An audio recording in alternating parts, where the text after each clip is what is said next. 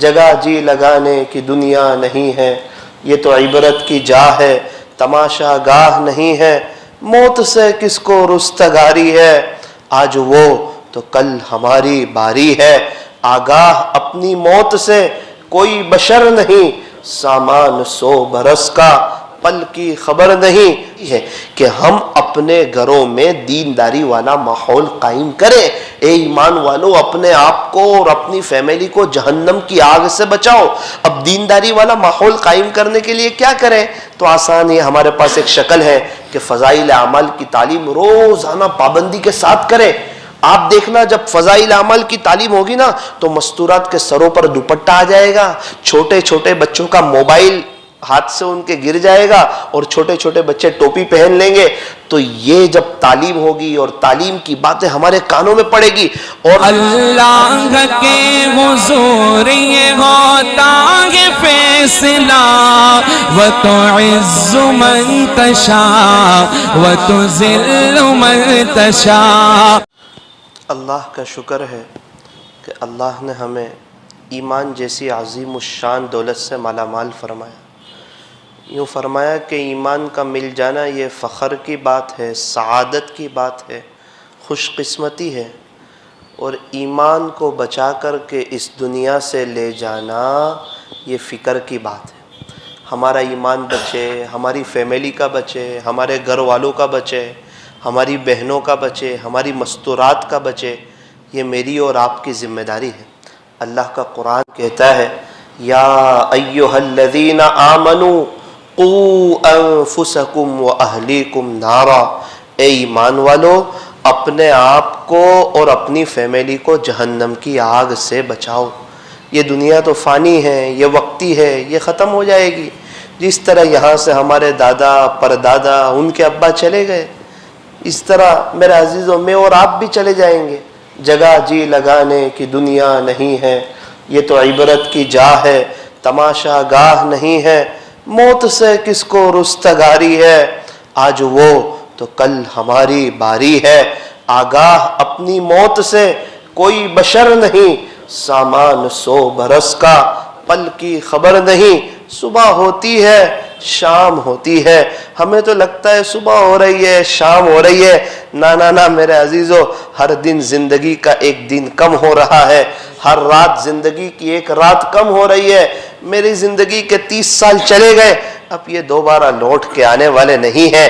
گیا وقت پھر ہاتھ آتا نہیں، مرا بیل گھاس کھاتا نہیں، صبح ہوتی ہے شام ہوتی ہے، عمر یوں ہی تمام ہوتی ہے۔ اللہ والوں نے اس زندگی کو وصول کیا۔ ایک بزرگ تھے، ان کی کرانے کی دکان تھی، ہمارے یہاں جس کو کریانہ بولتے ہیں۔ ایک شخص آئے ان کے پاس، کھوٹا سکہ لے کر کے آئے۔ حضرت نے دیکھا کہ کھوٹا سکہ ہے، حضرت نے کھوٹا سکہ لے لیا اور سامان دے دیا۔ اس نے باہر یہ بات پھیلا دی کہ یہ جو چچا ہے کرانے کی دکان پر بیٹھتے ہیں، ایسا لگتا ہے کہ ان کو کوئی دماغی پرابلم ہے، تو یہ کھوٹے سکے لے لیتے ہیں، سامان دے دیتے ہیں۔ کھوٹے سکے یعنی ہمارے زمانے میں جس کو بینک قبول نہ کرے، پرانے زمانے کی 500 اور 1000 کی نوٹ ابھی قبول کی جائے گی؟ نہیں قبول کی جائے گی۔ کیا بات ہے؟ فرمایا کہ وہ کھوٹی نوٹ ہو گئی۔ تو لوگوں میں یہ بات مشہور ہوئی، لوگ آنے لگے اور حضرت کو کھوٹے سکے دینے لگے، حضرت سامان دینے لگے، لوگ انہیں پاگل سمجھنے لگے۔ لوگوں کو کیا پتا تھا یہ بڑے اللہ والے ہیں، اللہ کے عاشق ہیں، اللہ کے دیوانے ہیں۔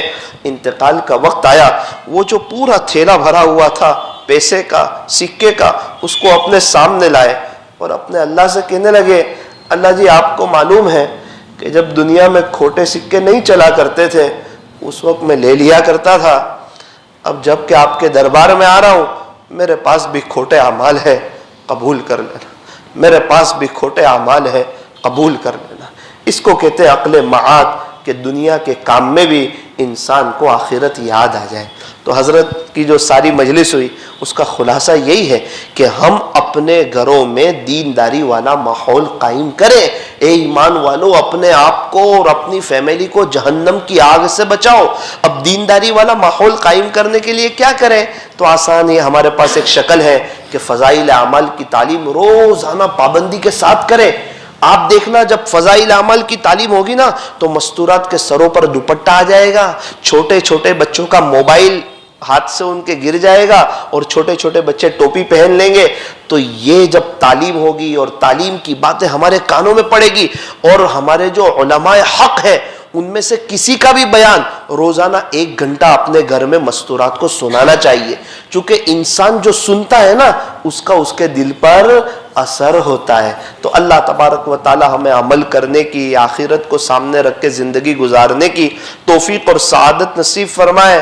فکر دنیا کر کے دیکھی، فکر عقبا کر کے دیکھ، چھوڑ کر اپنے فکر سارے، ذکر مولا کر کے دیکھ. ابھی تک کون کس کے کام آیا اور کون کس کا ہے بنا؟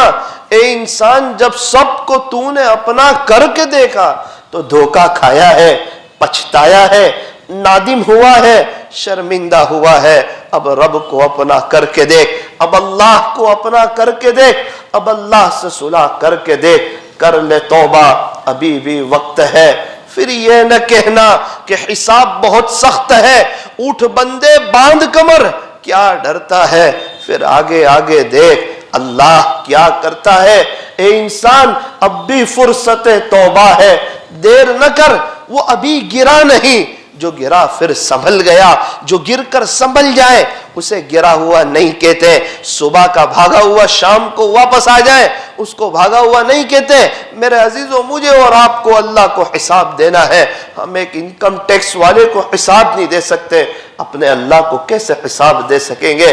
دنیا میں کوئی کسی کا اتنی شدت سے انتظار نہیں کرتا جتنا اللہ اپنے بندوں اور اپنی بندیوں کی توبہ کا انتظار کرتا ہے.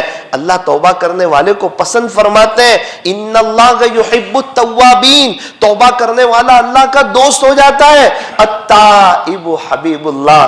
ہمیں چاہیے کہ ہم توبہ کر لیں اور اللہ کے دوستوں میں شامل ہو جائیں. جب تک سانس چل رہی ہے توبہ کا دروازہ کھلا ہوا ہے. خدا کے دربار میں جو بھی آئے گا ویلکم پائے گا، مرحبا پائے گا، اہلا و سہلا پائے گا، اپنے اللہ کو استقبال کرتا ہوا پائے گا. انہی چند گزارشات پر یہ عاجز اپنی بات کو ختم کرتا ہے. اللہ تعالی ہم تمام کو مرنے سے پہلے سچی توبہ کرنے کی اور آخرت کو سامنے رکھ کر کے زندگی گزارنے کی اللہ ہمیں توفیق اور سعادت نصیب فرمائے.